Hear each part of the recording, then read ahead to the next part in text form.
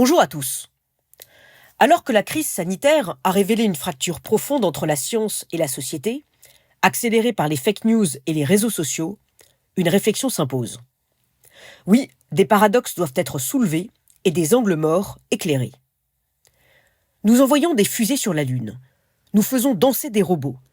Nous développons une médecine qui nous permet de vivre centenaire, mais nous sommes incapables d'appeler nos grands-parents qui se morfondent dans la solitude, d'écouter notre enfant avec l'attention qu'il mérite et d'arrêter de faire la guerre.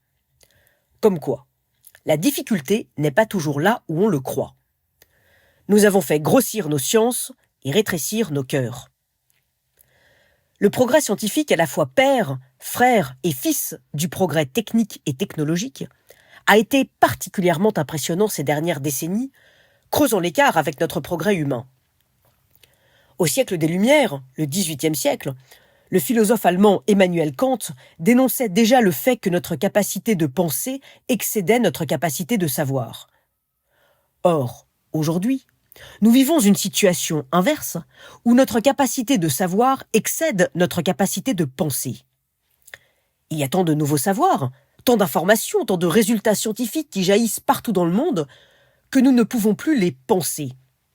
Les penser, c'est-à-dire nous les approprier et d'une certaine manière les humaniser. Cette inflation des sciences pose donc, et par ailleurs, la question de leur sens. Ce problème est ancien puisque le philosophe Jean-Jacques Rousseau dénonçait déjà l'éducation de singes savants que nous dispensons à la jeunesse dans les écoles. Que l'on élève à grands frais pour lui apprendre toutes choses, excepté ses devoirs, que sont la magnanimité, la tempérance, l'humanité, le courage. Je reprends là les mots de Jean-Jacques Rousseau. Les siècles passés ont malheureusement été l'expérimentation et la preuve de la vanité de l'érudition. La culture, l'éducation n'ont pas permis d'empêcher la barbarie, ce qui signifie qu'un esprit cultivé et éduqué ne suffit pas. Il faut aussi qu'il apprenne à être courageux et bon. N'est-il pas venu le temps d'agrandir nos cœurs ?